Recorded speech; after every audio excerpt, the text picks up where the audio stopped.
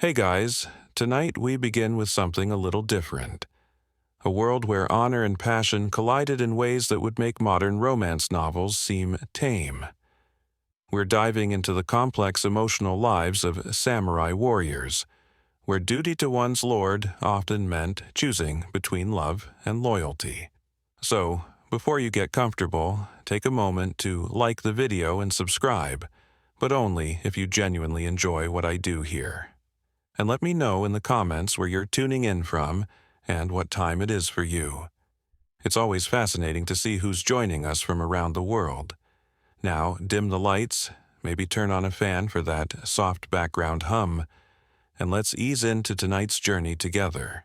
Picture this: you're a samurai in feudal Japan, bound by centuries of tradition, honor codes that govern every breath you take, and absolute loyalty to your daimyo lord. Your life isn't your own. Your sword, your service, even your death belongs to someone else. But then, something happens that the Bushido Code never quite prepared you for. You fall in love. Not with someone your family chose, not with someone politically advantageous, but with someone who makes your carefully controlled world spin off its axis completely. This wasn't just about stolen glances across cherry blossom gardens or secret poetry exchanges, though those happened too. This was about warriors who had to navigate the treacherous waters between personal desire and absolute duty. Men who could face down armies without flinching but trembled at the thought of dishonoring their families through forbidden love.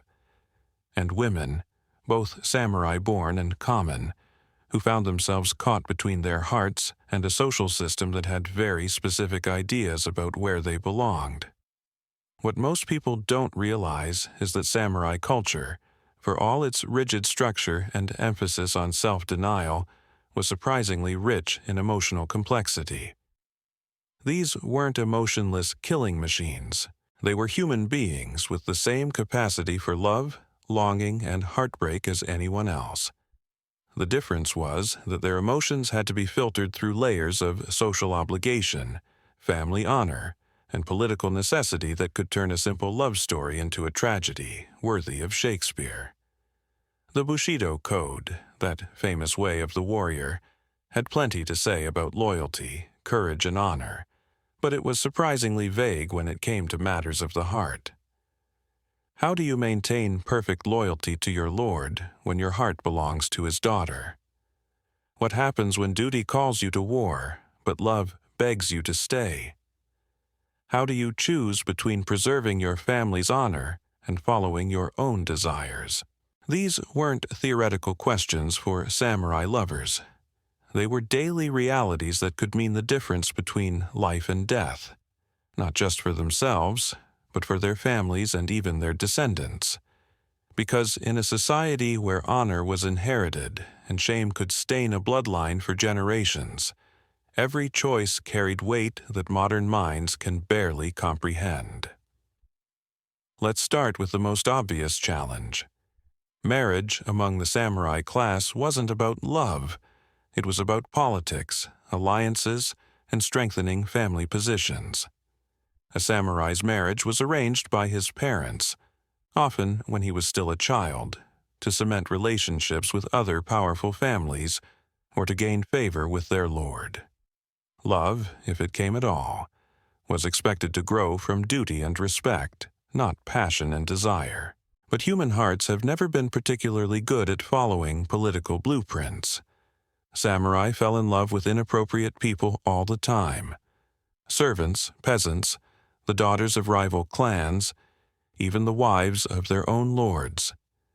These relationships existed in the shadows of official society, conducted through coded poetry, brief encounters during festivals, or stolen moments in temple gardens. Take the story of Minamoto no Yoshitsune, one of Japan's most celebrated warriors. His military genius helped his brother establish the Kamakura shogunate, but his personal life was a masterclass in navigating impossible romantic situations. His love affair with Shizuka Gozen, a legendary dancer, became the stuff of legend precisely because it represented something pure and beautiful in a world dominated by political calculation. When Yoshitsune was forced to flee into exile, Shizuka's loyalty to him, even under torture and interrogation, became a symbol of love transcending duty. But for every romantic legend that survived in poetry and plays, there were countless smaller tragedies. Samurai who loved the wrong people and paid with their lives. Women who were forced to choose between their hearts and their family's survival. Children who never knew their fathers because duty called them away to die on distant battlefields. The emotional toll of this constant conflict between personal desire and social obligation shaped an entire culture's understanding of love. Japanese literature from this period is filled with themes of mono no aware, the bittersweet awareness of the impermanence of all things. Love was beautiful precisely because it was fleeting, precious because it was forbidden, meaningful because it required sacrifice. Consider the practice of writing farewell poems. Samurai who were about to die in battle, commit seppuku, or leave forever on their lord's orders would often compose final verses to their beloved. These weren't just romantic gestures. They were attempts to distill a lifetime of feelings into a few carefully chosen words that might survive even if the warrior didn't. The poems that remain are heartbreaking in their restraint, their coded messages, their attempts to say everything while appearing to say nothing at all. But it wasn't just about forbidden love or star-crossed romance.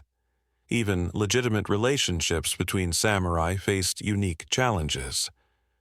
A warrior's wife might not see her husband for months or years at a time as he served his lord in distant provinces or on military campaigns. She had to manage the household, raise the children, and maintain the family's honor in his absence, never knowing if he would return. The letters that survive between samurai husbands and wives reveal a different kind of love story. These were partnerships forged in understanding of mutual duty, deepened by shared sacrifice, and strengthened by the knowledge that their time together was always uncertain. Love letters mixed with reports of family finances, expressions of longing with instructions for managing the household, tender endearments with updates on political developments that might affect their future. Women in samurai families weren't passive victims of this system either. They had their own codes of honor, their own duties, and their own ways of expressing love and loyalty. The ideal samurai wife was expected to be ready to commit suicide if her husband died in battle or was dishonored, not out of despair, but as a demonstration of loyalty that would preserve the family's reputation. This wasn't just a theoretical expectation. Historical records are filled with examples of samurai women who followed their husbands into death, seeing it as the ultimate expression of love and duty combined. The children of these relationships inherited both the privileges and the burdens of samurai status. From an early age, they were taught that their personal desires mattered less than family honor and social obligation. Boys knew they would likely die young in their lord's service. Girls knew they would be married off to strengthen family alliances, regardless of their own preferences. Yet even within these constraints, love found ways to flourish. The most poignant stories often involve the brief periods when duty relaxed its grip just enough to allow for genuine human connection. Festival days when social barriers temporarily lowered. Cherry blossom viewing parties where poetry and wine loosened tongues and hearts. Pilgrimages to sacred sites where the normal rules of interaction might be suspended in favor of spiritual seeking. During these precious interludes, samurai lovers developed elaborate systems of communication. Poetry wasn't just art, it was code. The choice of paper, the way it was folded, even the type of ink used could convey messages that direct words couldn't safely express. A poem about the changing seasons might actually be about the speaker's changing feelings. A verse about a distant mountain might be a promise to remain faithful, despite physical separation. The aesthetic of restraint that characterizes so much of Japanese culture emerged partly from these emotional pressures. When direct expression of feeling was dangerous or impossible, people learned to find beauty in suggestion, power in understatement, meaning in what was left unsaid. The art of loving within the constraints of samurai society required a kind of emotional discipline that was every bit as demanding as martial training. Physical intimacy, too, had to be negotiated within these complex social boundaries. Samurai were expected to maintain perfect control over their desires, to never let passion override judgment or duty. Yet they were also human beings with human needs and longings. The tension between these expectations created its own kind of intensity, where a brief touch or a shared glance could carry the emotional weight of a full romantic encounter in a freer society. The seasonal nature of much samurai service meant that relationships often followed natural cycles of separation and reunion. Spring might bring military campaigns that would separate lovers for months. Summer festivals provided brief opportunities for connection. Autumn brought the anxiety of not knowing whether the winter would bring reunion or news of death in battle. Winter offered the longest periods of potential intimacy, but also the knowledge that spring would bring separation again. These patterns shaped how samurai lovers understood time itself. The present moment became incredibly precious because it was all they could truly count on. The future was always uncertain, dependent on the whims of lords and the fortunes of war. The past was both burden and treasure, a source of memories that had to sustain them through long periods of separation. The emotional skills that samurai developed in navigating these challenges were remarkable. They learned to love intensely while maintaining the emotional equilibrium necessary for military service. They mastered the art of keeping their hearts engaged while their minds remained focused on duty. They found ways to honor their feelings without being enslaved by them, to remain loyal to love without betraying their other obligations. Yet the cost of this emotional discipline was enormous. The historical record is filled with accounts of samurai who cracked under the pressure, who chose love over duty and paid with their lives, or who chose duty over love and paid with their sanity. The Bushido ideal of perfect self-control was exactly that, an ideal that few could maintain indefinitely when faced with the full complexity of human emotion. The most successful samurai lovers were often those who found ways to align their personal desires with their social obligations, or who were fortunate enough to love someone whose interests coincided with their duty.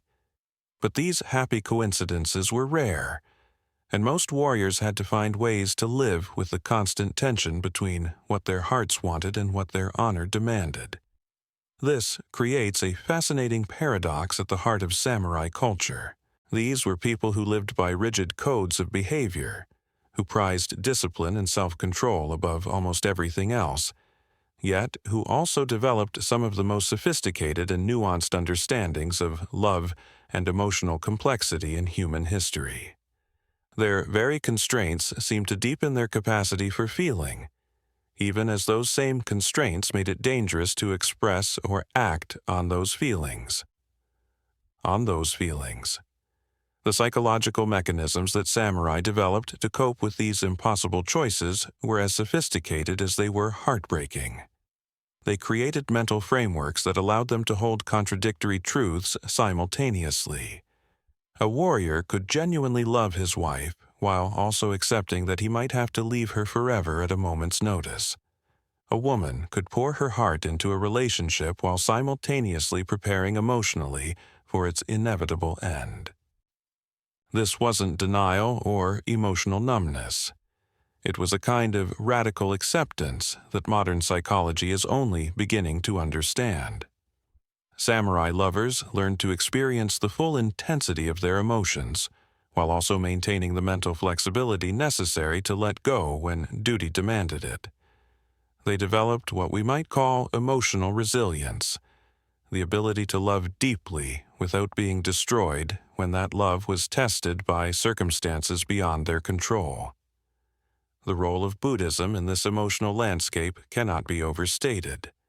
The Buddhist concept of impermanence provided a philosophical framework for understanding why all relationships, no matter how beautiful, must eventually end. This wasn't a source of despair, but of liberation. If everything was temporary anyway, then the pain of separation was just another passing phenomenon, no more permanent than the joy of union. Many samurai found comfort in the Buddhist teaching that attachment was the root of suffering. This didn't mean they loved less intensely, but rather that they learned to love without clinging, to give their hearts fully while keeping their hands open. The most spiritually advanced warriors could experience the ending of a relationship as just another form of meditation on the nature of existence itself. Zen Buddhism, in particular, offered tools for navigating the contradiction between passion and detachment. The Zen emphasis on living fully in the present moment aligned perfectly with the samurai reality that the present might be all they had. A warrior could throw himself completely into loving his wife during their brief time together, then transition seamlessly into the mental state necessary for battle or separation. The tea ceremony, flower arrangement, and poetry composition that became integral parts of samurai culture weren't just aesthetic pursuits. They were practical training in the kind of focused attention and emotional control that made it possible to love within impossible constraints. The discipline required to arrange flowers perfectly was the same discipline needed to love someone completely, while knowing you might have to leave them tomorrow. Letters between separated lovers reveal how these philosophical principles played out in daily life. Instead of dwelling on their pain or demanding impossible promises, samurai learned to write about small moments of beauty they had witnessed, seasonal changes they had observed, or insights they had gained during their separation. Their longing was expressed through descriptions of morning mist or the sound of temple bells, transforming personal anguish into shared aesthetic experience. This artistic transformation of emotional pain became one of the most distinctive features of samurai love culture. Rather than simply enduring their circumstances, warriors and their lovers found ways to make beauty from their suffering. The constraints that made their relationships difficult also intensified their appreciation for whatever moments of connection they could achieve. Consider the practice of seasonal gift-giving between lovers. A warrior departing for campaign might leave his beloved a carefully chosen object that would remind her of a shared moment or private joke. She, in turn, might send him something that would arrive at precisely the moment when his spirits needed lifting. These weren't expensive gifts, but deeply personal ones, chosen for their emotional resonance rather than their material value. The timing of these exchanges required extraordinary sensitivity and planning. A letter or gift that arrived too early might cause anticipatory anxiety. One that arrived too late might seem like an afterthought. Samurai lovers became experts in reading emotional rhythms, in understanding exactly when their partner would need reassurance, comfort, or simply the knowledge that they were remembered. The children of these relationships learned about love by watching their parents navigate these complex emotional territories. They saw how their mothers maintained dignity and grace even when their fathers were absent for years.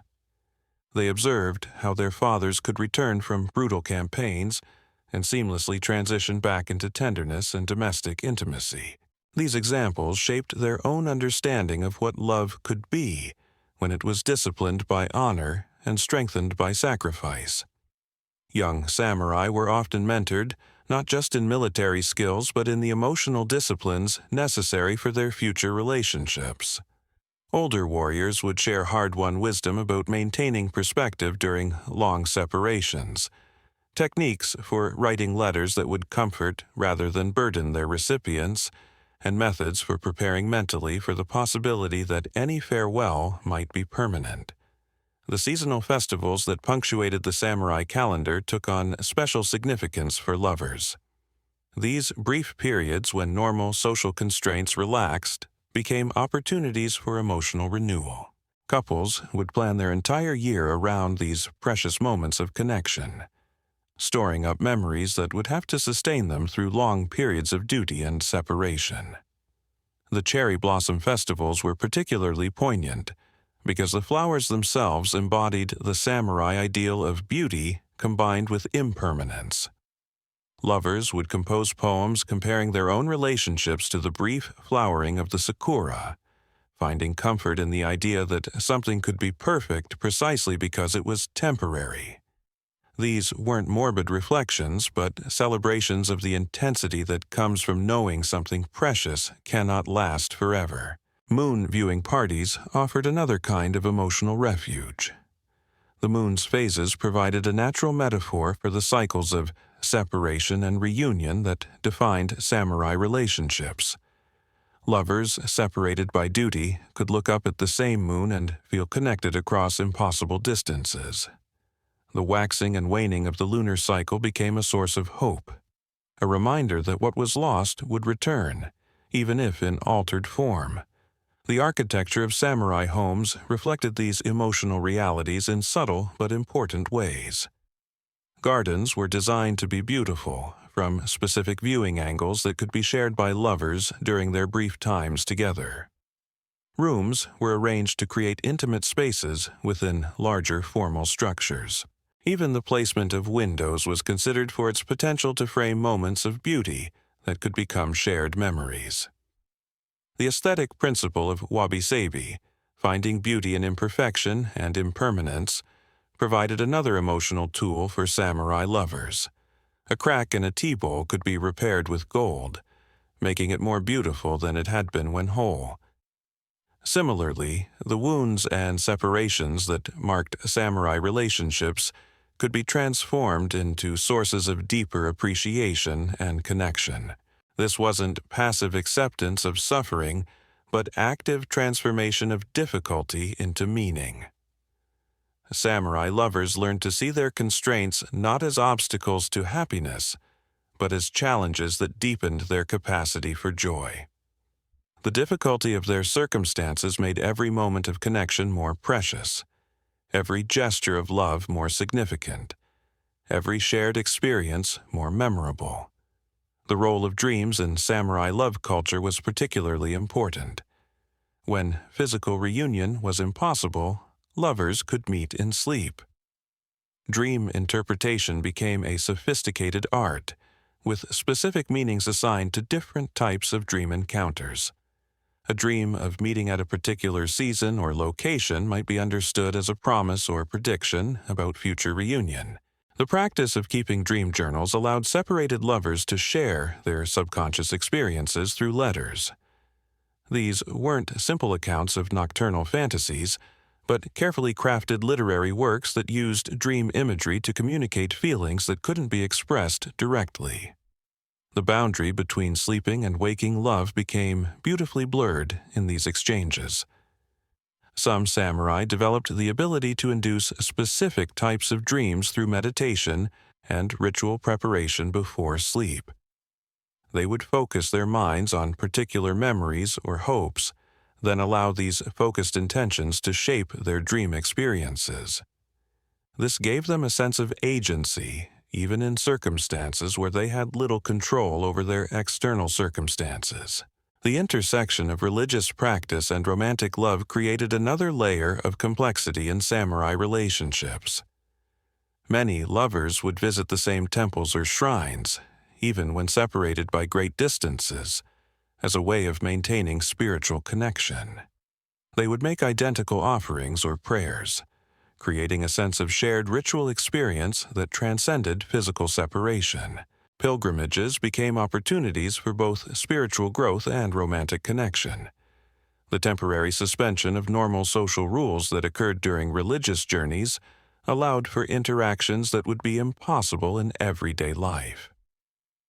Some of the most famous love stories in samurai literature began during pilgrimages, when the shared experience of seeking spiritual truth created bonds that transcended class distinctions and family obligations. The practice of copying sacred texts became another form of romantic expression. Lovers would transcribe the same sutra or religious poem, knowing that their beloved was performing the same ritual. The meditative act of careful calligraphy became a way of sending love across distance, each brushstroke a prayer for reunion. Even the food culture of samurai society reflected these emotional realities. The tea ceremony wasn't just about aesthetic refinement, but about creating perfect moments of shared attention that could sustain lovers through long periods of separation. The careful preparation and consumption of tea became a ritual of presence and mindfulness that could transform an ordinary afternoon into a treasured memory. The seasonal nature of Japanese cuisine meant that certain dishes became associated with specific times of year, and, by extension, with the emotional rhythms of samurai relationships. Spring vegetables might remind a warrior of his last meal with his wife before departing for campaign. The first persimmons of autumn could trigger memories of promises made during the previous year's harvest season. Cooking itself became a form of love letter. A wife preparing her husband's favorite dish during his absence was performing an act of memory and hope. A warrior sharing military rations with his comrades might describe the taste of his wife's cooking as a way of keeping her presence alive in his daily experience. The preservation of food through pickling, drying, and fermentation provided metaphors for how love itself could be preserved through long separations. Just as vegetables could be transformed through careful preparation into something that would last through the winter, emotional connections could be processed and concentrated into forms that would survive extended periods of absence.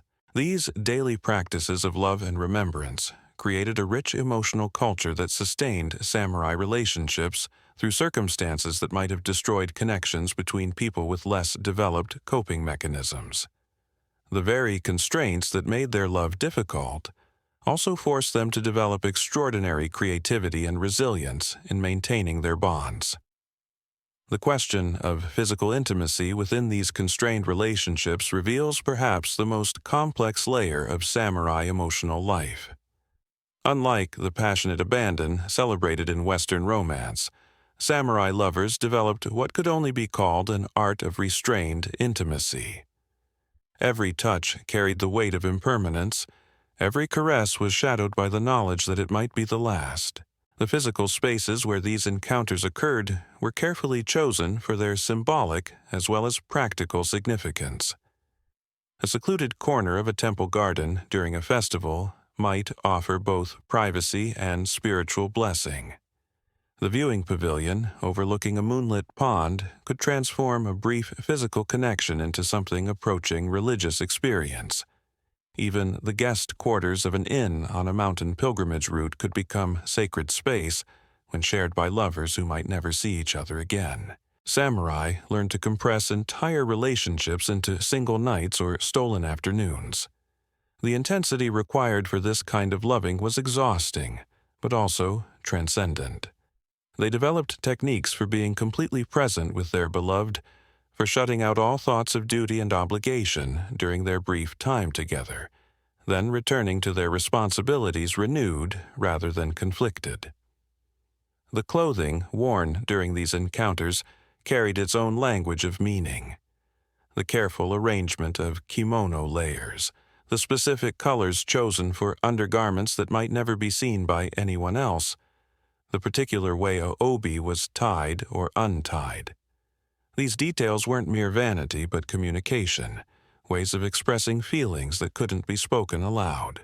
The aftermath of physical intimacy required its own emotional discipline. Samurai lovers learned to separate completely without lingering, to carry the memory of touch without clinging to it, to return to their public roles without betraying through expression or gesture what had just transpired. This wasn't emotional coldness, but rather a sophisticated form of compartmentalization that protected both the relationship and the individuals involved.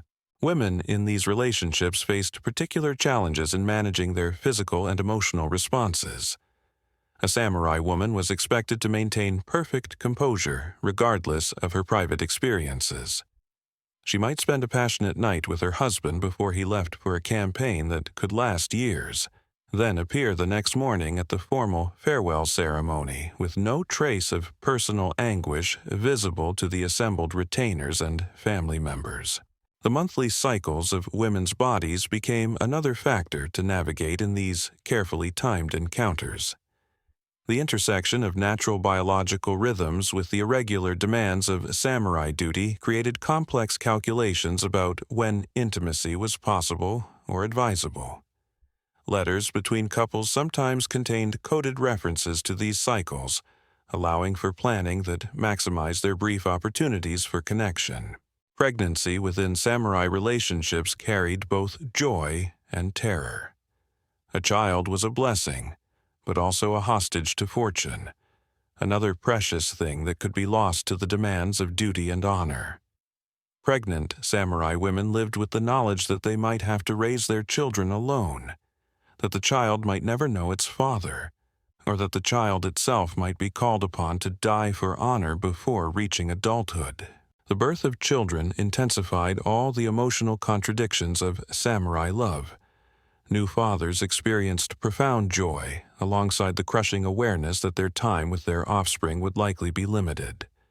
They might spend months teaching a son the basics of swordsmanship, knowing that this knowledge would one day lead the boy into mortal danger. They might watch a daughter learn the graceful arts of poetry and music, while understanding that these accomplishments would be used to arrange a marriage that served family interests rather than her happiness. Mothers face the daily challenge of preparing their children for lives of duty and sacrifice, while also nurturing the emotional bonds that made such sacrifice meaningful. They had to teach sons to value honor above personal safety, and daughters to accept arranged marriages with grace, all while modeling the deep love that gave these sacrifices their purpose. The lullabies sung to samurai children often contained themes that would seem heartbreakingly adult to modern sensibilities. Songs about cherry blossoms falling, about warriors departing at dawn, about the beauty of brief encounters. These weren't inappropriate burdens placed on young minds, but rather gentle preparations for the emotional realities they would inevitably face. Children learn to read the subtle signs of their parents' emotional states, to understand when father was preparing mentally for departure, or when mother was struggling with worry about his safety. They developed their own sophisticated emotional intelligence, learning to offer comfort without seeming to notice distress, to be present without being demanding. The toys and games of samurai children reflected these emotional lessons. Boys played with miniature swords and armor, learning not just the physical skills of warfare, but the mental disciplines required to face death with equanimity. Girls practiced tea ceremony and flower arrangement, developing the aesthetic sensitivity and emotional control they would need to maintain beauty and grace under pressure. The educational system for samurai children included formal instruction in emotional management, alongside martial and cultural arts. They learned specific breathing techniques for controlling anxiety, meditation practices for maintaining clarity under stress, and philosophical frameworks for understanding their place in the larger cosmic order. These weren't abstract lessons, but practical skills for survival in a world where emotional weakness could have fatal consequences. Poetry composition became a crucial skill for young samurai because it offered a socially acceptable way to express and explore feelings that couldn't be addressed directly. Children learned to encode their emotions in seasonal imagery, to find metaphors that could convey personal experience without violating the boundaries of appropriate behavior. The coming-of-age ceremonies for samurai youth were designed to mark their transition from the relatively protected world of childhood into the full emotional complexity of adult relationships. Boys received their adult names and swords in rituals that emphasized their new responsibilities to control their feelings in service of duty. Girls underwent ceremonies that prepared them for the emotional disciplines required in marriage and motherhood. These transitions weren't sudden but gradual, with increasing levels of responsibility and emotional challenge introduced over time. A young man might begin accompanying his father on minor official duties, learning to observe and participate in the adult world of political obligation and social constraint. A young woman might begin serving at formal occasions, practicing the skills of emotional reading and response that would be crucial in her future role as a wife and mother. The mentorship relationships that guided these transitions often became deeply emotional bonds in their own right. An older samurai taking responsibility for a young man's development wasn't just teaching technical skills but modeling how to balance personal feeling with social obligation. Similarly, an experienced woman guiding a young girl through the complexities of aristocratic social life was demonstrating the emotional artistry required to maintain relationships within impossible constraints.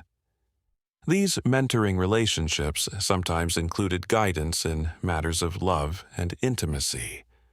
Older samurai might share hard-won wisdom about maintaining emotional equilibrium during separations, techniques for writing letters that would comfort rather than worry distant loved ones, or strategies for managing the competing demands of multiple relationships and obligations.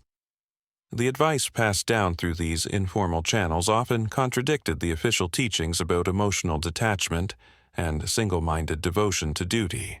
Experienced warriors knew that complete emotional numbness was neither possible nor desirable, that some degree of personal feeling was necessary to maintain the motivation for continued service and sacrifice. The unofficial wisdom of samurai love culture emphasized flexibility over rigidity, adaptation over blind adherence to rules. Veterans learned to recognize when the formal requirements of their role needed to be bent slightly to accommodate human reality, how to maintain the appearance of perfect compliance while finding small spaces for personal expression and connection.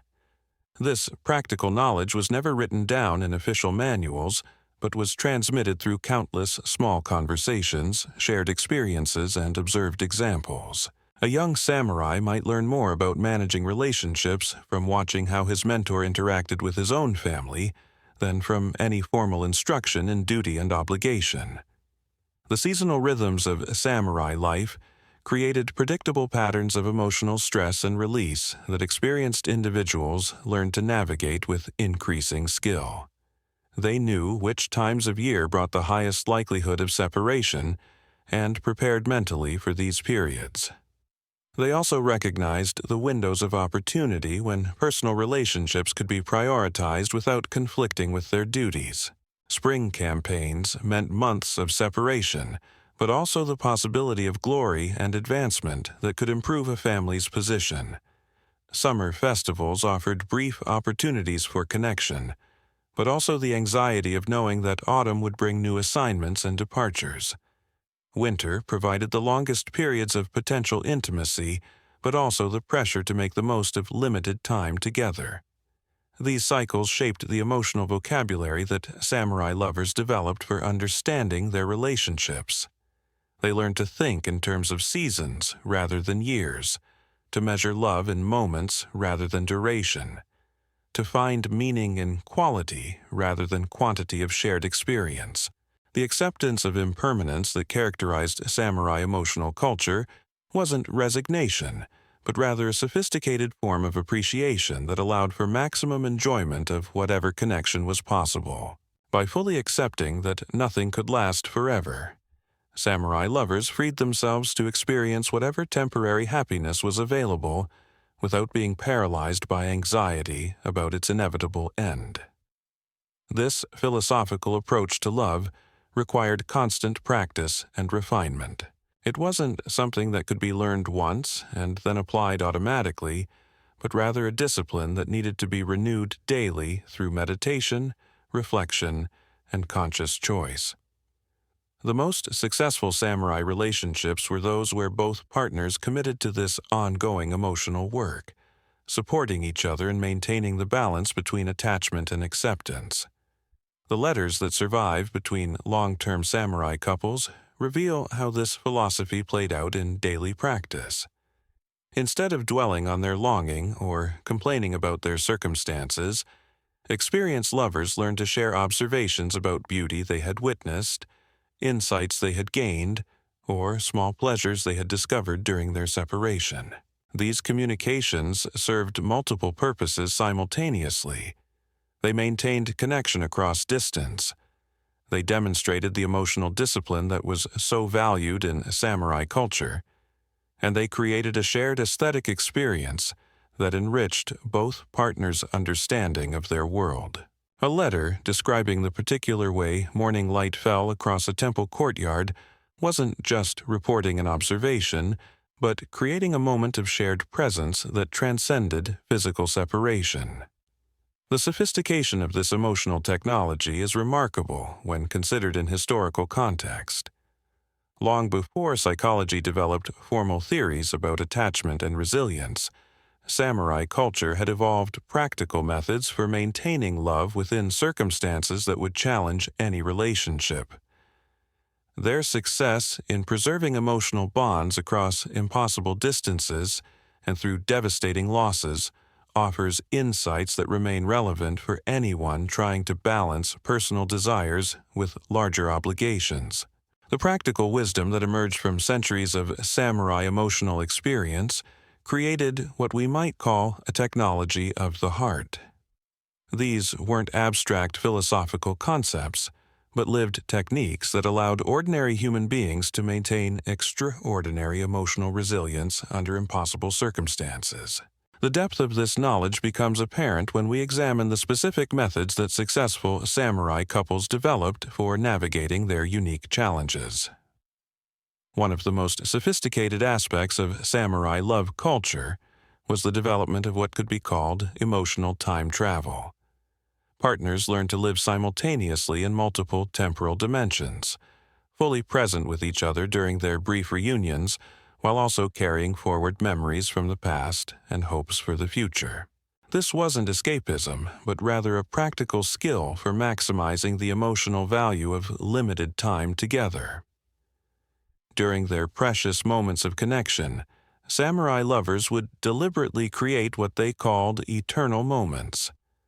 These were experiences so perfectly crafted and deeply felt that they could sustain both partners through months or years of separation. The creation of such moments required extraordinary attention to detail and emotional presence. Every sense would be engaged, every element of the environment consciously appreciated and stored in memory. A simple tea ceremony between lovers might be transformed into an eternal moment through careful attention to the sound of water heating, the texture of the ceramic cups, the play of light through steam, the particular quality of silence that surrounded their conversation. These experiences weren't accidentally meaningful, but deliberately constructed to carry maximum emotional weight across time and distance. The technique of layered memory became crucial for sustaining these relationships. Samurai learned to encode multiple levels of meaning into their shared experiences, creating memories rich enough to be revisited and rediscovered during long separations. A walk through a particular garden might simultaneously evoke the changing seasons, a poem they had discussed, a promise made, and a moment of physical tenderness. Years later, the memory could be unpacked like a carefully wrapped gift, revealing new layers of meaning and comfort. The practice of synchronized ritual allowed separated lovers to maintain connection across impossible distances. They might agree to perform the same meditation at sunset, to burn incense at the same hour, or to compose poetry on the same themes. These shared activities created a sense of invisible threads connecting them despite physical separation. The knowledge that their beloved was performing the same ritual at the same moment transformed solitary activities into shared experiences. Some couples developed highly sophisticated systems of coded communication that allowed them to express deep feelings within the constraints of formal correspondence. The choice of paper, the style of calligraphy, even the specific poems quoted or referenced could convey messages that direct words couldn't safely express. A letter that appeared to casual observers as a routine update on household affairs might actually be a passionate love letter, readable only by someone who understood the private language the couple had developed. The seasonal correspondence systems that evolved between samurai lovers represented perhaps the highest development of this coded communication. Partners would agree to exchange letters tied to specific natural events. The first snowfall, the blooming of certain flowers, the migration of particular birds. These natural calendars ensured regular communication, while also connecting their relationship to the larger rhythms of the natural world. The content of these seasonal letters followed sophisticated emotional architectures. A spring letter might focus on hope and renewal, carefully balancing optimism about future reunion with acceptance of current separation. An autumn letter would emphasize the beauty of impermanence, finding comfort in the cyclical nature of loss and return. Winter correspondence concentrated on endurance and inner warmth, while summer letters celebrated the abundance of life and love even in the midst of difficulty. The artistic collaborations that emerged from these long-distance relationships created some of the most beautiful works in Japanese literature and visual arts. Separated lovers would work together on poetry sequences, with one partner beginning a verse and the other completing it months later. They would exchange sketches that built upon each other, creating visual conversations that spanned seasons or years. These collaborative works weren't just romantic gestures, but practical exercises in maintaining emotional connection. The process of creating art together required partners to stay attuned to each other's aesthetic sensibilities, emotional states, and creative development. A poem that built beautifully on its partner's opening lines demonstrated continued understanding and compatibility despite physical separation. The role of proxy objects became increasingly important as these relationships developed greater sophistication. Lovers would exchange items that carried particular emotional weight, not because of their material value, but because of their symbolic significance. A stone from a place where they had shared an important moment, a piece of fabric from a garment worn during their last meeting, a flower pressed from a garden they had visited together. These objects weren't merely sentimental keepsakes, but active tools for emotional maintenance. They served as physical anchors for memory, concrete links to shared experience that could be touched and contemplated during difficult periods. The practice of caring for these objects, keeping them clean and properly stored, became a form of tending to the relationship itself. Some samurai developed elaborate rituals around their proxy objects. They might hold a particular stone while composing letters to their beloved, or burn incense near a preserved flower while meditating on their relationship. These rituals transformed ordinary objects into spiritual technologies for maintaining love across distance and time. The integration of samurai love practices with formal religious observances created another layer of connection and meaning. Couples would make pilgrimages to the same temples or shrines at different times, knowing that their beloved had stood in the same sacred spaces and offered similar prayers. They would commission identical prayer objects or make matching donations, creating spiritual bonds that complemented their emotional ones. The Buddhist concept of merit transfer became particularly meaningful in these relationships. The idea that spiritual benefits gained through meditation, charity, or ritual observance could be dedicated to another person allowed separated lovers to actively benefit each other even when they couldn't be physically present. A warrior's daily meditation practice could be offered for his wife's peace and protection. A woman's charitable works could be dedicated to her husband's safety in battle. These spiritual practices weren't separate from the couple's romantic relationship, but rather deepened and enriched it.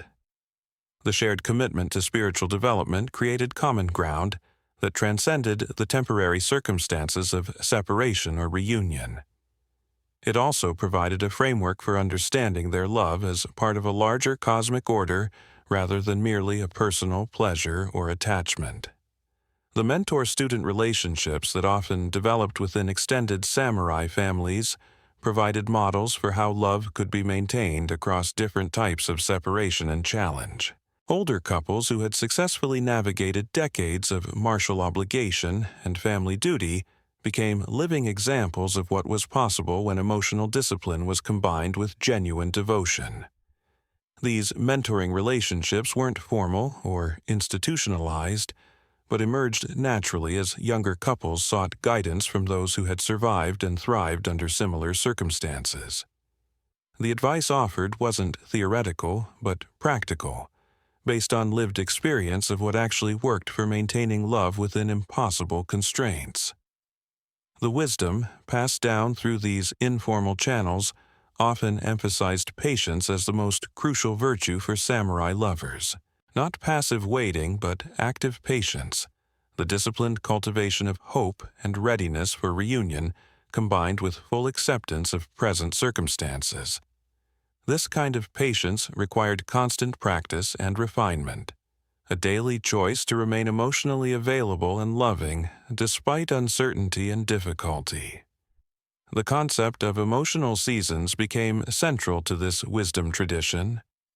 Just as the natural world moved through predictable cycles of growth, flowering, harvest, and dormancy, relationships were understood to have their own rhythms of intensity and quietude, connection and separation, joy and sorrow.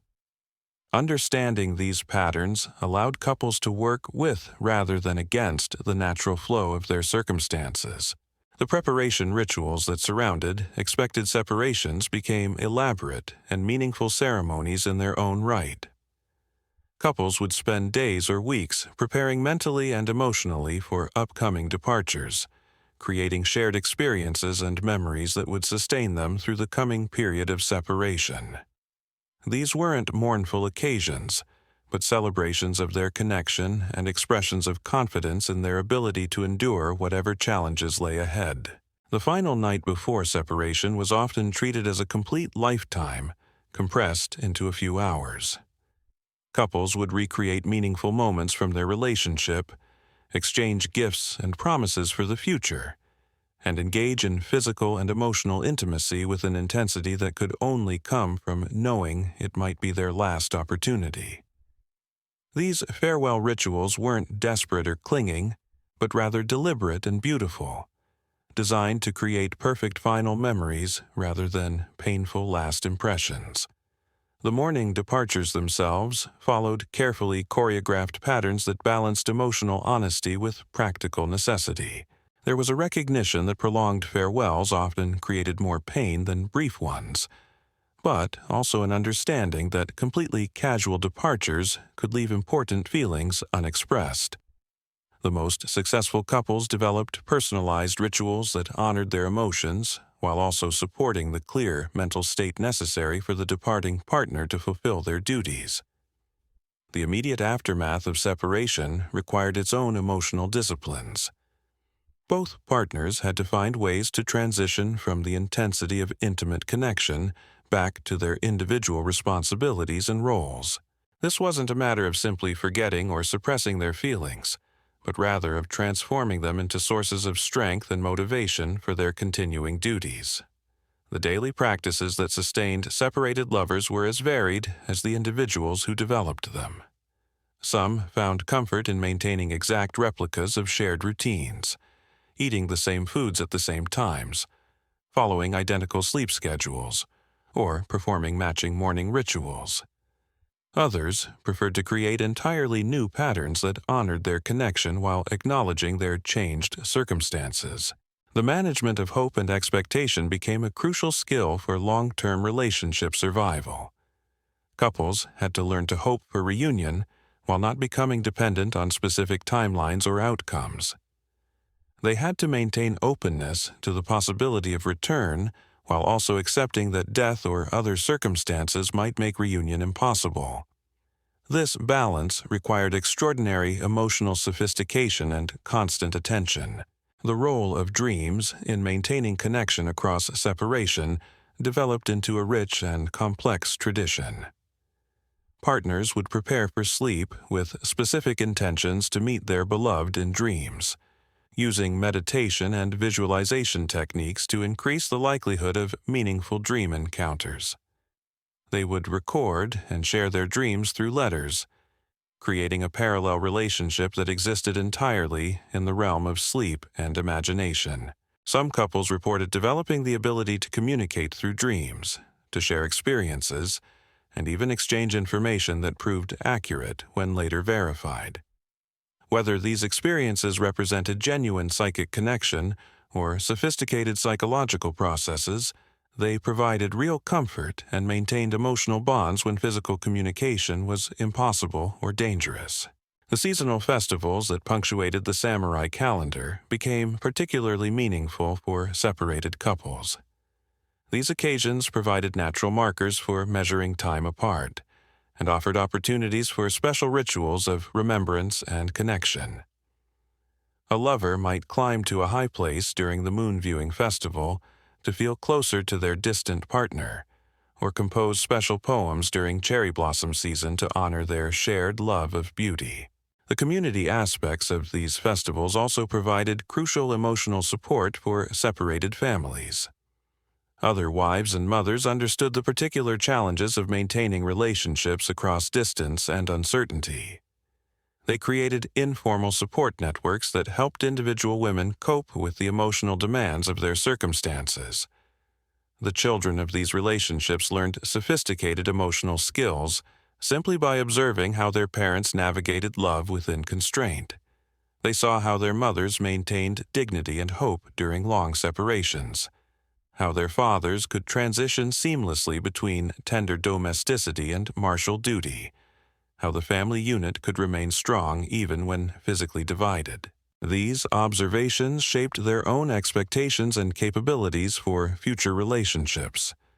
Young people who had grown up watching successful samurai marriages developed realistic but hopeful understanding of what love could accomplish when supported by mutual commitment to something larger than personal happiness. The integration of practical household management with emotional maintenance created another dimension of samurai relationship skills. Women became experts at reading their husbands' letters for subtle indications of physical and emotional state, adjusting their responses and support accordingly. Men learned to pay attention to the details of household reports, understanding that information about children's health or seasonal changes might carry coded emotional messages. The economic aspects of these relationships required their own forms of emotional discipline and creativity. Separated couples had to coordinate financial decisions across distance and uncertainty, balancing immediate household needs with long-term planning for unknown futures. The letters between partners often mixed expressions of love with practical discussions of rice prices, tax obligations, and investment strategies. These practical collaborations weren't separate from the romantic aspects of the relationship, but rather deepened and enriched them. The ability to work together effectively on mundane matters, despite physical separation, demonstrated and strengthened the partner's fundamental compatibility and trust. Success in managing practical challenges increased confidence in the relationship's ability to survive emotional ones. The health challenges that arose from long separation required both physical and emotional management strategies. The stress of uncertainty could manifest in physical symptoms that needed attention. Partners learned to monitor each other's well-being through careful reading of letters, watching for signs of depression, illness, or excessive worry that might require intervention. The development of long-distance healing practices allowed couples to care for each other across impossible distances. They would coordinate dietary changes, exercise routines, or meditation practices designed to address specific health concerns. They would research and share information about medicinal herbs or therapeutic techniques that might help their partner's particular challenges. Mental health, though not understood in modern terms, was recognized as requiring attention and care. Couples developed strategies for supporting each other through periods of depression, anxiety, or emotional exhaustion. These might include specific types of letter content, particular gifts or reminders, or coordinated activities designed to lift spirits and restore hope. The social dimensions of these relationships required constant navigation of complex loyalties and obligations. Samurai lovers had to maintain their connection while also preserving relationships with extended family, lords, and community members who might have different or conflicting interests. The ability to love deeply while remaining politically astute was essential for long-term survival and success. The question of loyalty became particularly complex when romantic love conflicted with family obligations or political necessities. Couples had to find ways to honor their emotional bonds while also fulfilling their duties to parents, children, and lords. The most successful relationships were those where partners supported each other's various obligations rather than competing with them for priority and attention. Edie's. Couples' bonds, while also fulf, had to find ways to honor their emotional, illing their duties to parents, the children, and lords, each other's various most than competing obligations. Successful relationships were support those where partners, with rather them, for prioried attention. And the question of expressing physical affection within the rigid social hierarchies of samurai society created its own complex choreography of restraint and intimacy. Public displays of affection were not merely discouraged, but potentially dangerous, capable of undermining a warrior's reputation or creating political vulnerabilities. Yet private moments demanded their own careful orchestration, where every gesture carried weight beyond its immediate meaning. The architecture of samurai homes reflected this tension between concealment and connection. Sliding screens could create instant privacy or transparency as circumstances required. Gardens were designed with hidden alcoves where brief conversations could occur without observation. Even the placement of household objects was considered for its potential to facilitate or conceal intimate moments between partners. The timing of physical intimacy became an art form in itself. Couples learned to read the subtle rhythms of household life, identifying moments when servants would be occupied elsewhere, when children would be sleeping, when the demands of social obligation temporarily relaxed their grip. These stolen moments required extraordinary presence and attention, as both partners knew they might not have another opportunity for weeks or months. The clothing worn during these encounters carried layers of symbolic meaning. The colors chosen for garments that might never be seen by anyone else, the particular way fabric was arranged or removed, even the specific accessories selected, all became part of an intimate vocabulary that spoke between lovers without words. These details weren't vanity, but communication. Ways of expressing feelings that couldn't be voiced directly without violating social boundaries. The seasonal nature of samurai clothing added another dimension to these intimate encounters. Summer's lighter fabrics created different possibilities than winter's heavy layers. Spring's flowering patterns might echo the renewal of hope after long separation. Autumn's subdued colors could reflect the melancholy of impending departure. Partners became experts at reading these textile messages, understanding their beloved's emotional state through the choices made in dress and presentation. The practice of scent became another form of intimate communication. Incense burned during private moments would linger on clothing and hair, creating invisible links between lovers even after they separated. Specific fragrances became associated with particular memories or promises.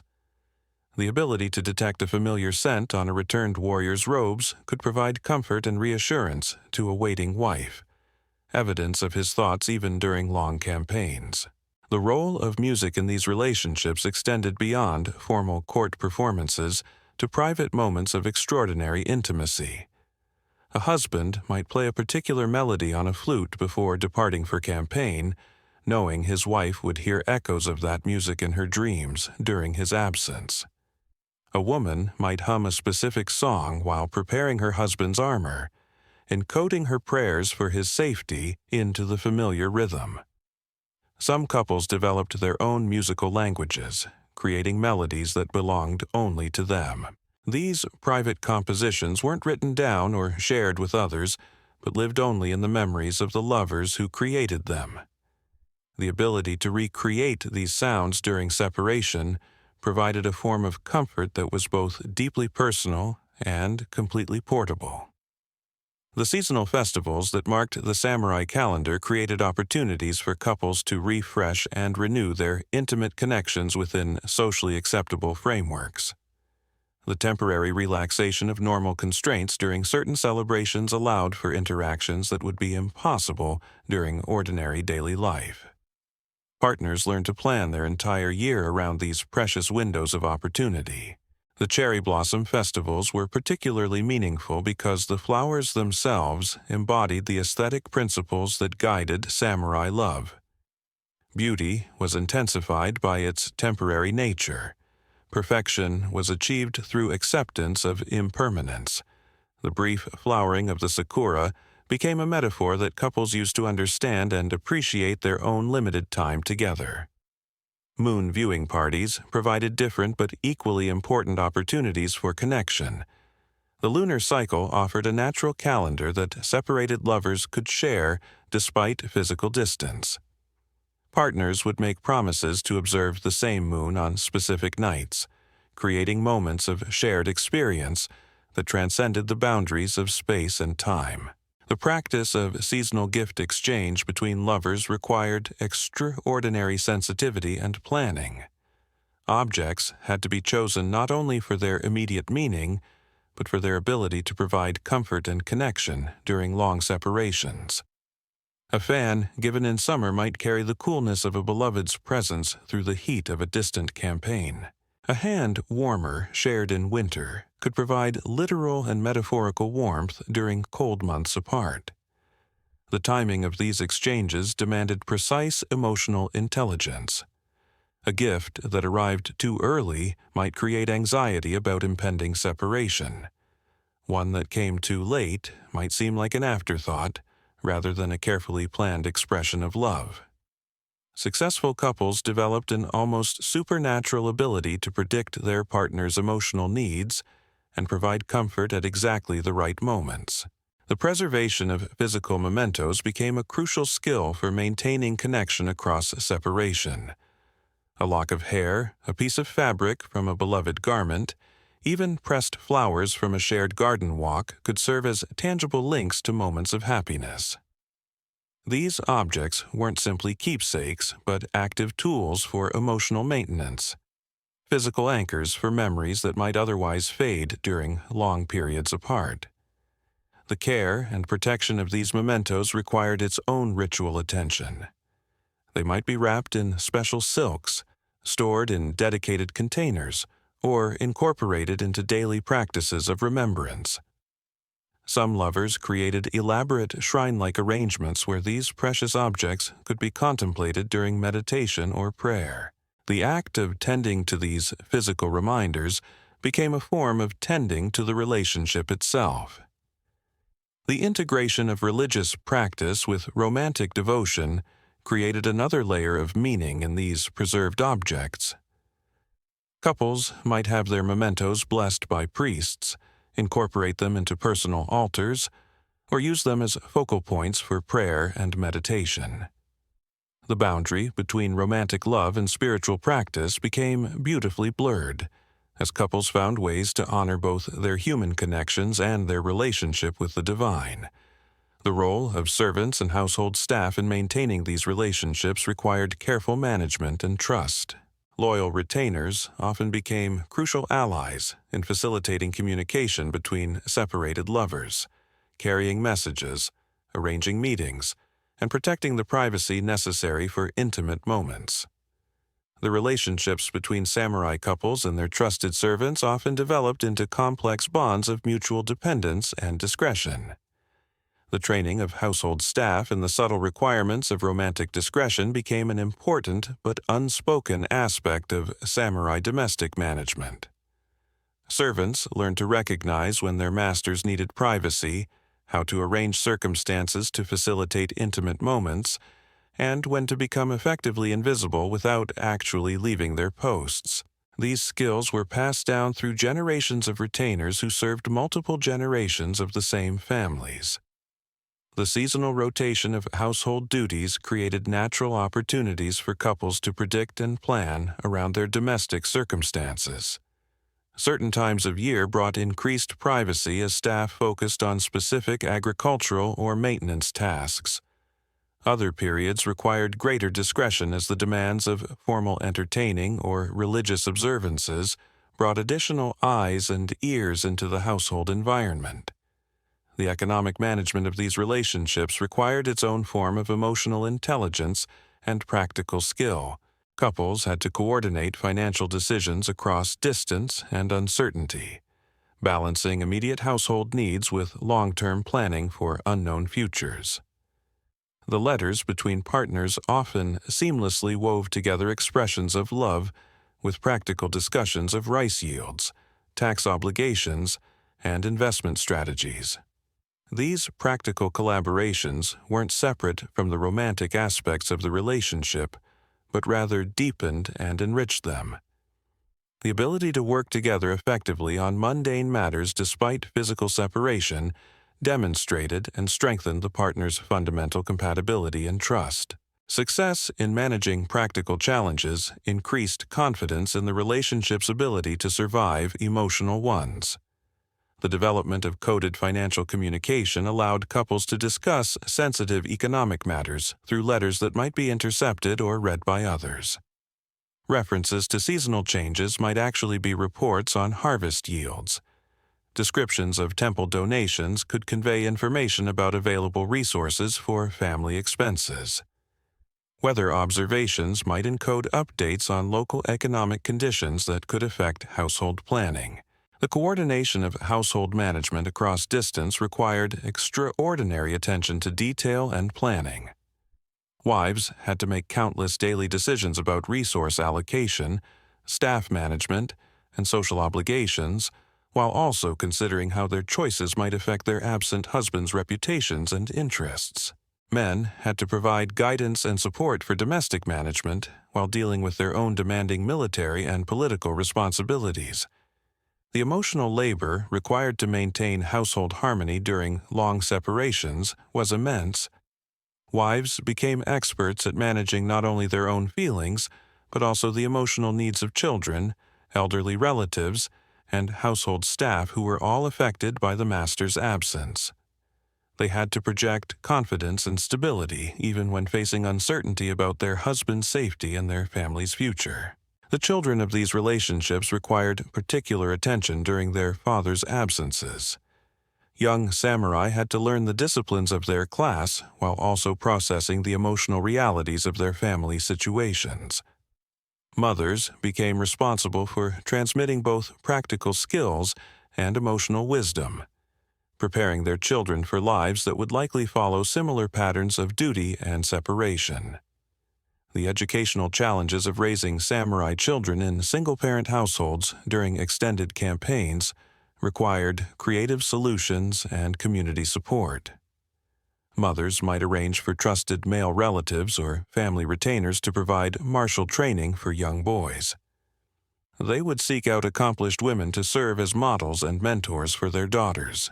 The informal networks of support that developed among samurai families created extended educational communities that helped fill the gaps left by absent fathers.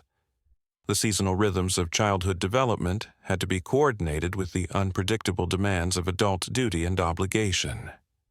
Important milestones in a child's growth might occur during a father's absence, requiring careful documentation and celebration that could be shared through letters and later recreated upon reunion. Mothers became expert at preserving and presenting their children's development in ways that allowed absent fathers to maintain emotional connection with their growing offspring. The question of discipline and guidance for children during paternal absence required delicate balance. Mothers had to maintain household authority, while also preserving respect for their husband's ultimate authority within the family structure. They had to make immediate decisions about their children's behavior and development, while also considering how their choices might align with their partner's values and expectations. The integration of extended family relationships into these nuclear family dynamics created additional layers of complexity and support. Grandparents, aunts, uncles, and cousins all played roles in maintaining family cohesion during periods of separation. These relationships required their own forms of emotional management and coordination, as different family members might have varying opinions about how to handle the challenges of absent patriarchs. The seasonal festivals and family celebrations that marked the samurai calendar became particularly important for maintaining family unity during separations. These occasions provided opportunities for extended family members to demonstrate support for the absent warrior's household, for children to feel connected to their broader family identity, and for wives to receive the emotional and practical support necessary to maintain their challenging roles. The role of family ancestral practices in sustaining these relationships across time and distance cannot be understated. The daily attention to family shrines and ancestral altars provided a sense of continuity that transcended individual separations. Couples could feel connected not only to each other, but to the long line of ancestors who had faced similar challenges and survived them. The integration of personal prayers with family religious obligations created another layer of connection for separated couples. A wife maintaining the family's ancestral shrine was also honoring her husband's lineage and spiritual welfare. A warrior participating in military religious ceremonies was also fulfilling obligations to his family's spiritual protection. These overlapping responsibilities created bonds that existed beyond the immediate circumstances of physical separation. The seasonal cycles of ancestral veneration provided regular opportunities for couples to coordinate their spiritual practices across distance. Specific dates on the religious calendar became occasions for synchronized prayer and remembrance, creating shared experiences that honored both their personal relationship and their obligations to family tradition. The development of personal spiritual practices that could be maintained during separation became crucial for many samurai couples. Partners might commit to identical meditation schedules, synchronized charitable activities, or coordinated pilgrimage goals. These shared spiritual disciplines provided both individual comfort and relationship strengthening, creating common ground that existed independently of their physical circumstances. The role of dreams and vision in maintaining spiritual connection across separation developed into sophisticated practices that blended religious devotion with romantic love. Couples would prepare for sleep with specific intentions to encounter their beloved in dreams, using meditation and prayer techniques to increase the likelihood of meaningful nocturnal connections. Some partners reported developing the ability to share dreams or receive guidance about their relationship through spiritual visions.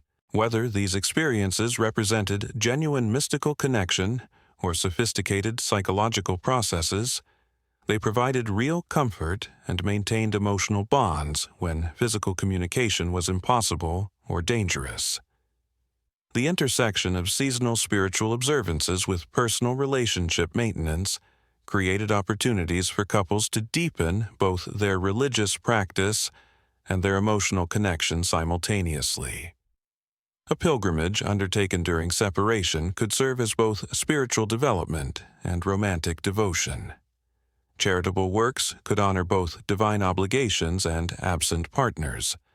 The artistic traditions that emerged from these spiritually integrated relationships created some of the most beautiful expressions of love in Japanese culture. Couples would collaborate on religious poetry, create devotional artwork that encoded personal messages, or coordinate their participation in seasonal religious festivals to maintain connection across impossible distances. The community aspects of religious practice provided crucial support networks for separated families. Temple congregations became extended families for wives managing households alone. Religious festivals created opportunities for social connection that helped alleviate the isolation that could accompany long periods of separation.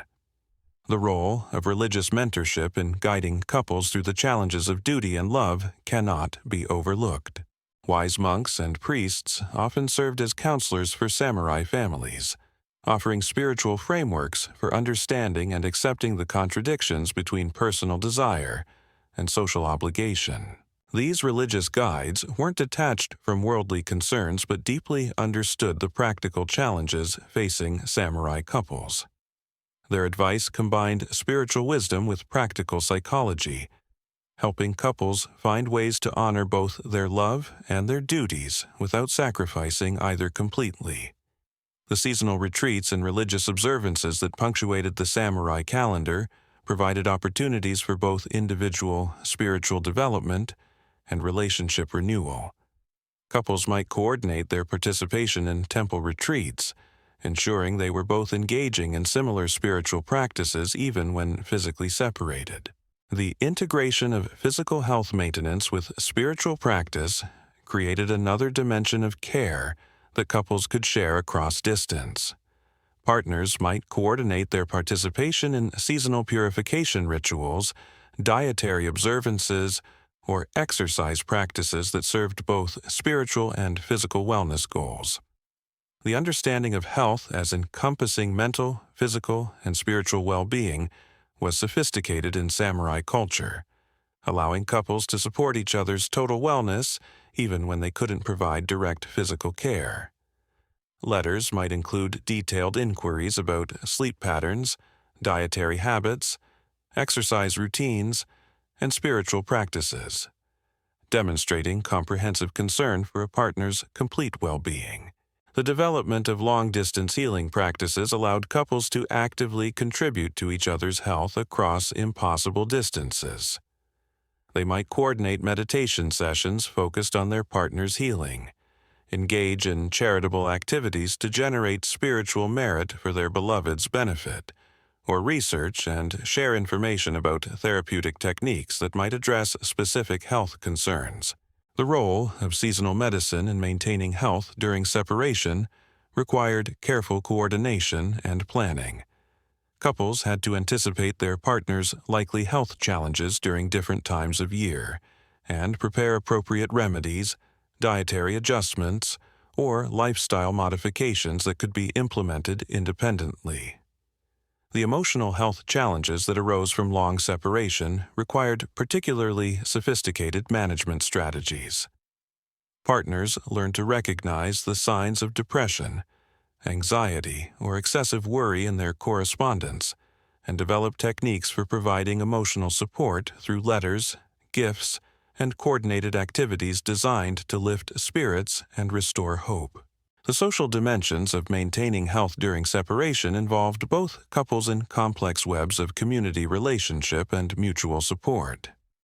Wives might need to seek medical advice from trusted family physicians, while husbands might require treatment from military medics or local healers encountered during campaigns. The coordination of medical care across distance required trust in both professional healers and informal networks of support. Couples had to develop relationships with medical practitioners who understood their circumstances and could provide care that honored both immediate health needs and long-term relationship goals. The seasonal patterns of illness and wellness in medieval Japan required couples to anticipate and prepare for predictable health challenges. Summer brought certain diseases, winter others. Spring and autumn transitions created their own vulnerabilities. Successful couples learn to coordinate their health maintenance practices with these natural rhythms. The integration of preventive health practices with daily spiritual and emotional disciplines created comprehensive approaches to wellness that served both individual and relationship needs. Partners might share exercise routines, dietary practices, or herbal remedies that supported both physical health and emotional resilience during separation. Separation. The preservation of beauty rituals and personal care practices became another form of intimate connection between separated samurai lovers. Partners would coordinate their seasonal grooming routines, sharing knowledge about particular soaps, oils, or cosmetic preparations that honored both aesthetic traditions and personal memory. A wife might continue using a specific hair oil because it carried the scent her husband associated with their wedding night. A warrior might maintain particular beard grooming habits because his beloved had once praised that particular style during a brief reunion. These beauty practices weren't vanity, but rather forms of devotion, ways of maintaining physical connection to shared aesthetic preferences, even when those preferences couldn't be directly observed or appreciated. The daily rituals of bathing, hair arrangement, and clothing selection became opportunities for meditation on absent partners and preparation for eventual reunion. The seasonal variations in these personal care routines reflected the natural rhythms that governed all aspects of samurai life. Summer's lighter fabrics and cooling preparations gave way to winter's heavier oils and warming treatments. Spring brought renewal rituals that might echo hopes for relationship renewal. Autumn's preservation techniques mirrored the emotional work of maintaining connection through coming periods of separation.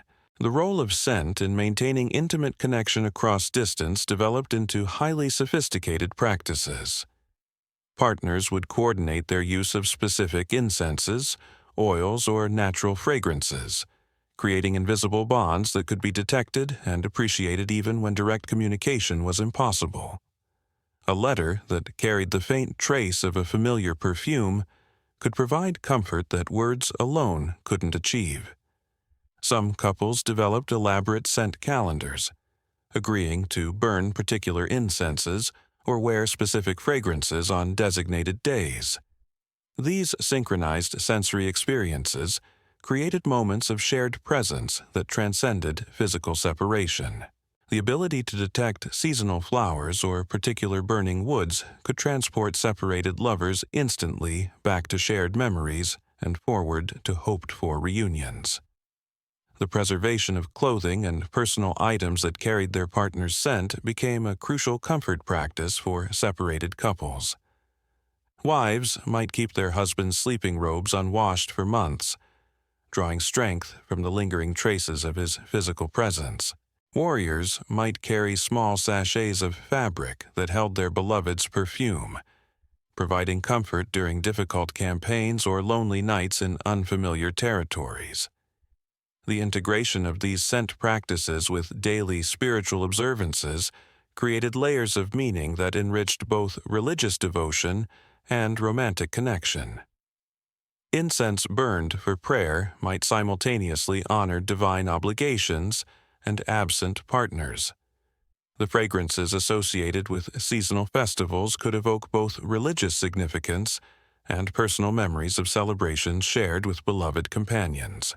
The community aspects of these beauty and scent traditions provided opportunities for separated wives to maintain connection with their husband's aesthetic preferences through consultation with other women who knew his tastes. Sisters-in-law, female cousins, or trusted female servants might offer guidance about maintaining appearances in ways that would please absent husbands while also supporting the women's own emotional needs. The seasonal gift exchanges that included beauty items created opportunities for couples to influence each other's daily experiences across great distances. A husband might arrange for his wife to receive particular soaps or oils at specific times of year, knowing that these gifts would provide both practical benefit and emotional comfort. A wife might send her husband grooming supplies that carried her own subtle fragrances, allowing him to maintain connection to her presence during his daily routines. The documentation of these beauty practices in letters between separated couples reveals how intimate details of personal care became expressions of love and devotion. Partners would describe their daily routines not out of vanity, but as ways of sharing their lives and maintaining connection to each other's preferences and desires.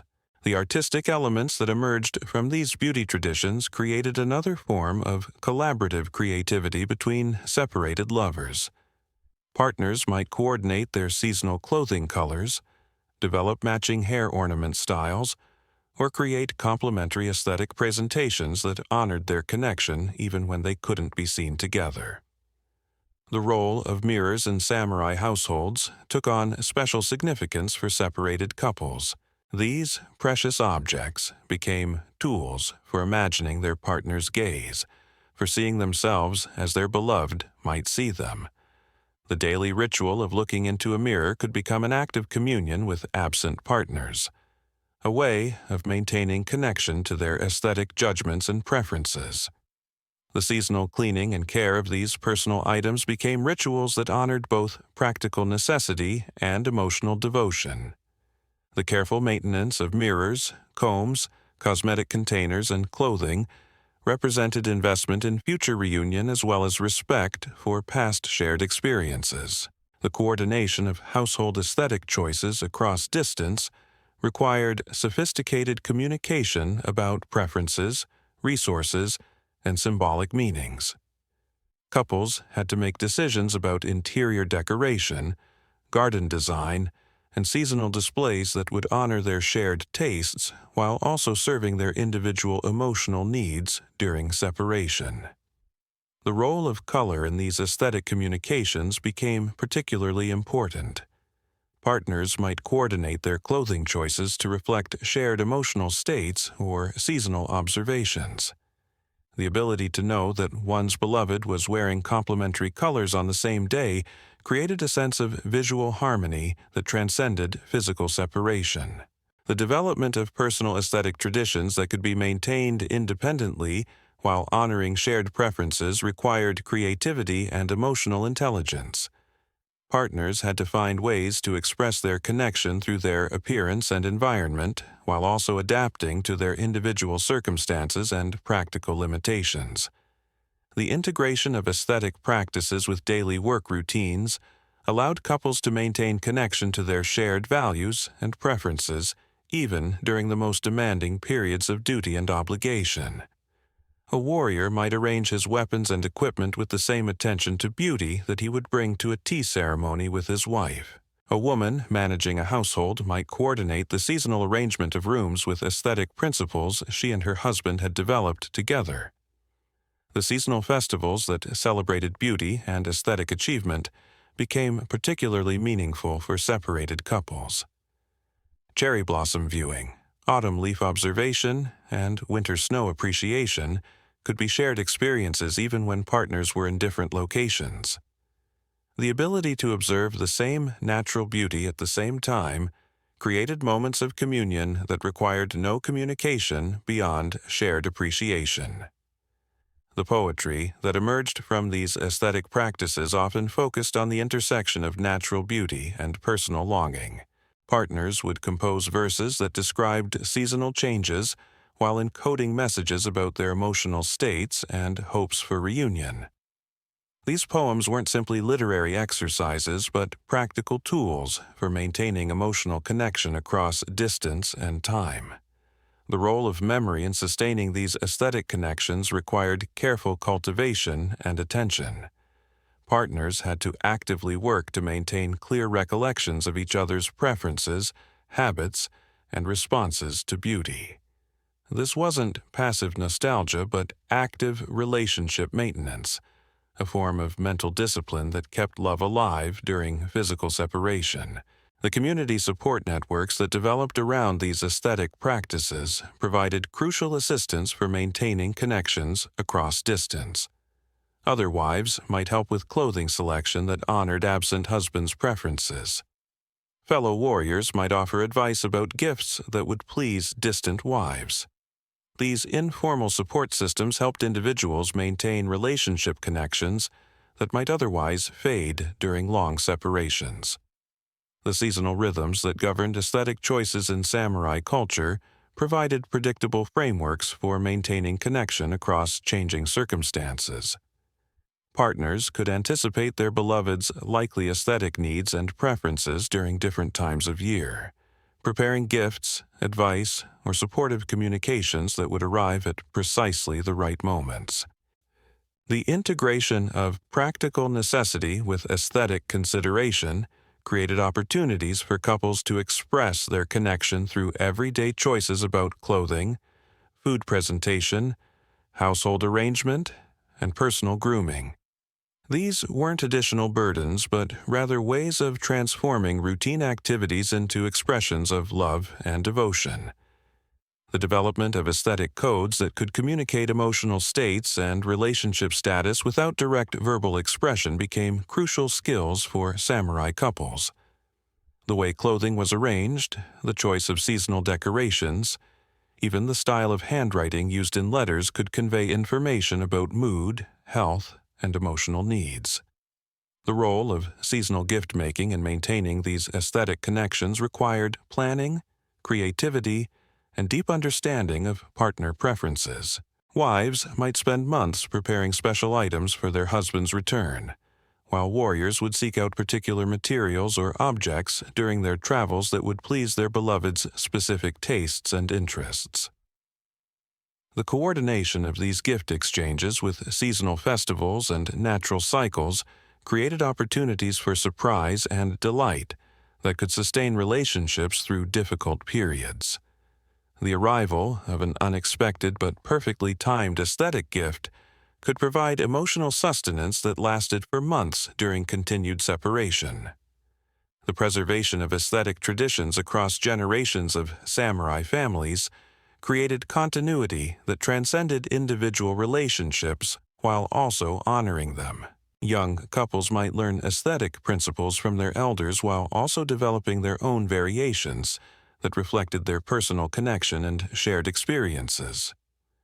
The role of aesthetic education in preparing young samurai for future relationships included training in observation, appreciation, and creative expression that would serve them throughout their lives. These skills weren't separate from martial or practical training, but rather complemented them, creating well-rounded individuals capable of maintaining complex emotional relationships within demanding social circumstances. The seasonal workshops and training sessions that taught aesthetic skills became opportunities for community bonding and relationship support. Women might gather to learn new textile techniques while sharing advice about maintaining connection with absent husbands. Men might study calligraphy or poetry composition while discussing strategies for expressing their feelings within appropriate social boundaries. The integration of aesthetic appreciation with spiritual practice created another layer of meaning for couples seeking to maintain connection across distance. The ability to find divine beauty in natural phenomena provided comfort during separation, while also deepening both partners' spiritual development and aesthetic sensitivity. The role of aesthetic memory in sustaining long-term relationships required active cultivation and regular refreshment. Partners had to work consciously to maintain clear recollections of shared aesthetic experiences, updating and enriching these memories through continued observation and creative expression. The seasonal variations in aesthetic practice provided natural opportunities for couples to refresh and renew their connection through changing approaches to beauty, creativity, and personal expression. These weren't arbitrary changes, but rather responses to natural rhythms that honored both individual growth and relationship continuity. The community celebrations that marked aesthetic achievements and seasonal beauty became opportunities for couples to honor their connection while also participating in larger social traditions. These occasions provided frameworks for expressing personal relationships within culturally appropriate contexts, allowing for public celebration of private bonds. The artistic collaborations that emerged from these aesthetic practices created lasting monuments to relationships that might otherwise leave no trace in historical records. The poems, paintings, and crafted objects that couples created together provided evidence of their connection that could survive even when the individuals themselves were lost to time and circumstance. The integration of aesthetic practice with daily survival needs created opportunities for finding beauty and meaning in even the most challenging circumstances.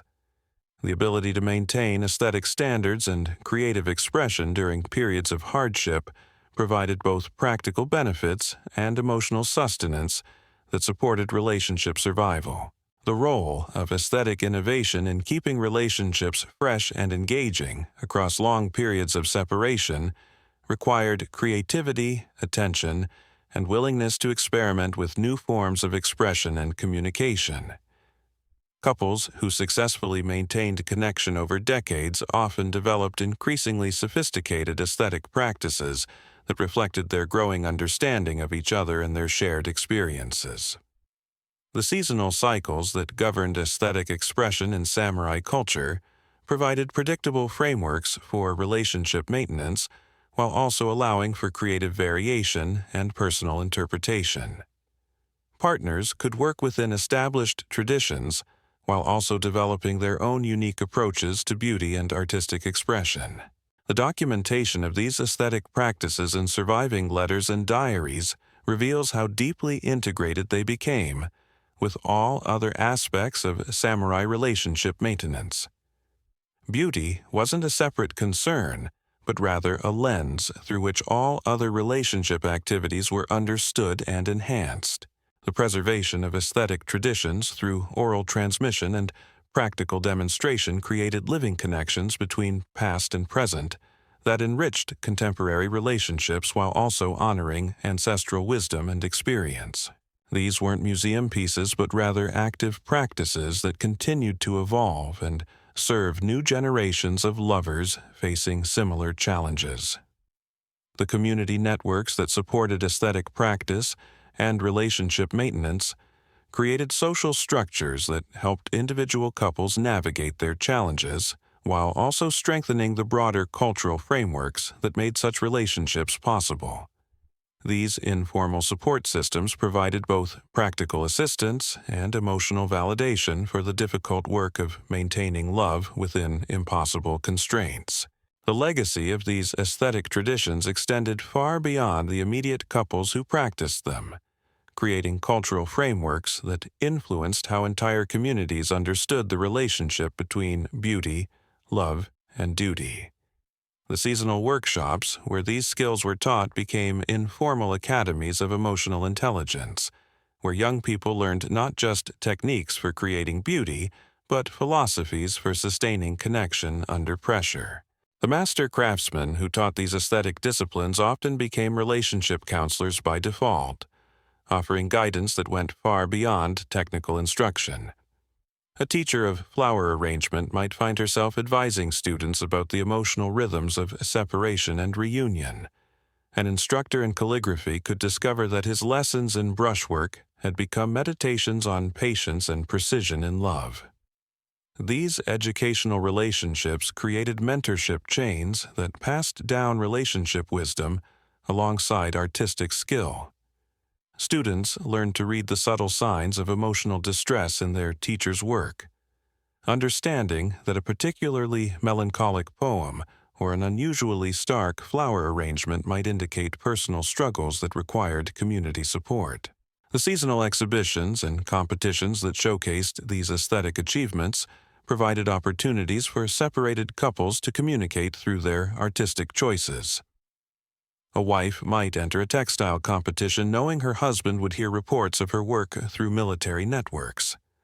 A warrior might compose poetry for a festival, knowing that word of his verses would reach his beloved through extended family connections.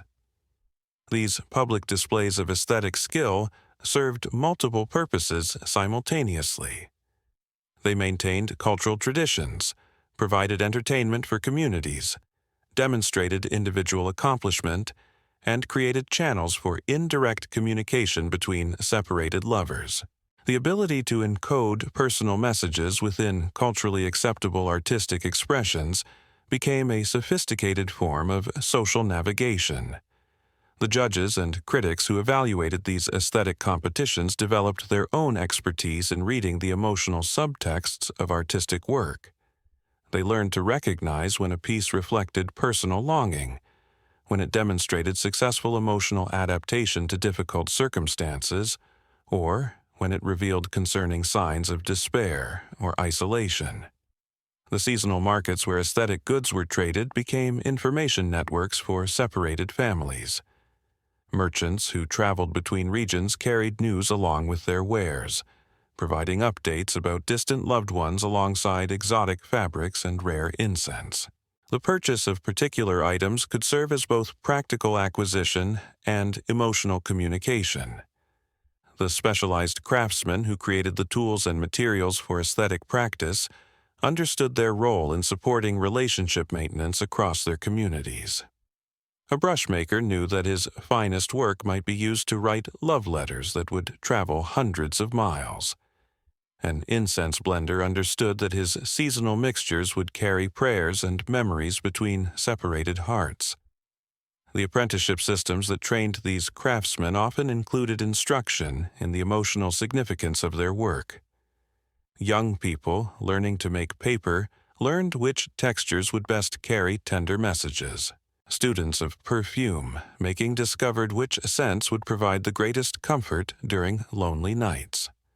The seasonal religious ceremonies that blessed artistic tools and materials acknowledged the spiritual dimensions of aesthetic practice in relationship maintenance. Brushes were consecrated for their role in carrying love across distance. Mirrors were blessed for their ability to reflect not just physical appearance, but emotional connection to absent partners. The integration of these blessed objects into daily aesthetic practice created layers of meaning that enriched both spiritual devotion and romantic connection. The act of writing with a consecrated brush became simultaneously an artistic exercise, a spiritual discipline, and an expression of love. The use of blessed incense combined prayer, aesthetic appreciation, and romantic remembrance in single gestures. The community prayers that accompanied seasonal aesthetic festivals often included specific requests for the welfare of separated couples. These public acknowledgments of relationship challenges provided social validation for the difficulties faced by military families, while also creating collective spiritual support for their success. The role of children in these aesthetic traditions created opportunities for separated fathers to maintain connection with their families through shared creative projects. A warrior might send detailed instructions for seasonal garden plantings that his children could complete under their mother's guidance. A traveling official might compose poetry exercises that his son could practice while learning calligraphy. These intergenerational aesthetic collaborations served multiple educational purposes. Children learned practical skills while also absorbing lessons about maintaining connection across distance and time. They developed appreciation for beauty while also understanding its role in supporting family relationships under stress. The seasonal celebrations that marked children's aesthetic achievements became particularly meaningful for families with absent fathers. Mothers would document their children's progress in detailed letters, ensuring that distant parents could participate in their offspring's development even when physical presence was impossible. The gifts that children created for absent fathers often became treasured objects that provided comfort during difficult campaigns or lonely postings. A child's drawing or poem carried emotional weight far beyond its artistic merit, serving as tangible proof of family connection and motivation for continued service and sacrifice. The preservation of these child-created artworks became family traditions that honored both individual creativity and relationship continuity. Fathers would carefully protect drawings and poems through military campaigns, carrying these precious reminders of home through battles and hardships. The seasonal rotation of these treasured objects provided ongoing comfort throughout long separations. A warrior might designate specific pieces of his children's artwork for contemplation during particular seasons, creating structured opportunities for family connection that sustained him through the most challenging periods of his service. The community support networks that helped families preserve and share these child-created treasures provided crucial assistance for maintaining family bonds across impossible distances. Neighbors might help with the careful packaging and shipping of fragile artworks, while extended family members could provide detailed reports about children's creative development. The integration of children's aesthetic education with their martial and practical training created well-rounded individuals who understood the role of beauty in sustaining human connection under pressure.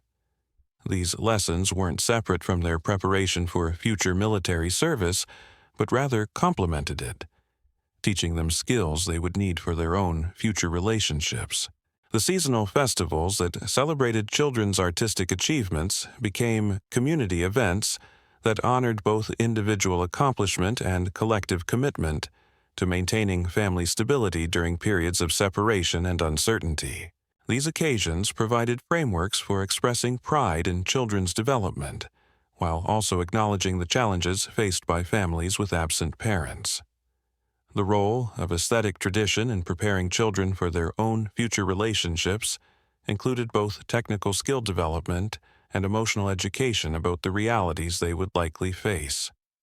Young people learned to appreciate beauty while also understanding its role in supporting human connection during difficult circumstances.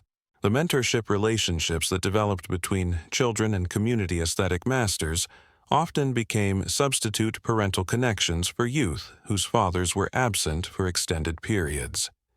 These relationships provided both skill development and emotional support, helping young people navigate the challenges of growing up in military families. The seasonal workshops where these mentorship relationships flourished created community spaces where the wisdom of successful long-term relationships could be transmitted to the next generation. Older couples shared their hard-won knowledge about maintaining connection across distance and time, while young people contributed fresh energy and creativity to traditional practices. The artistic collaborations that emerged from these intergenerational relationships often produced works that honored both past wisdom and contemporary innovation. Traditional techniques were refreshed through young perspectives, while historical knowledge provided depth and meaning to new creative expressions. The preservation of these collaborative artworks created community treasures that documented the ongoing evolution of relationship practices across generations.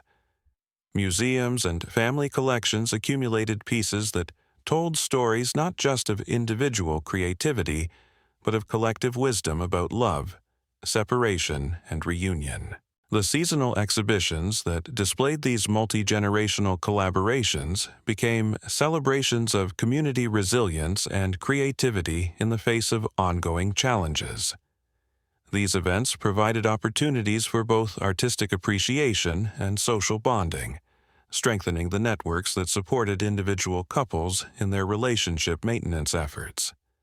The role of aesthetic innovation in keeping traditional practices relevant for new generations required careful balance between honoring ancestral wisdom and adapting to changing circumstances. Communities had to find ways to preserve essential knowledge while also allowing for creative evolution that reflected contemporary needs and opportunities. The documentation of these evolving practices in community records created resources that future generations could consult when facing their own relationship challenges.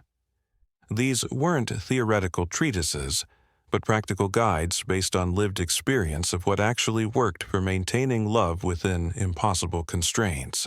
The seasonal cycles that governed all aspects of samurai life provided natural frameworks for organizing and transmitting this relationship wisdom. Each time of year brought its own challenges and opportunities, creating predictable patterns that communities could prepare for and navigate together. And so we see that the samurai didn't just master the art of war, they mastered something far more challenging: the art of loving within constraints that would break most modern hearts. They learned to find eternity in stolen moments, to speak volumes through silence, to maintain connection across impossible distances through nothing more than shared moonlight and synchronized prayers. Their legacy isn't just in the battles they won or the codes they followed, but in proving that love, when disciplined by honor and strengthened by sacrifice, can transcend any obstacle. Sweet dreams, and remember that somewhere in those ancient cherry blossom gardens, their whispered promises still echo on the wind.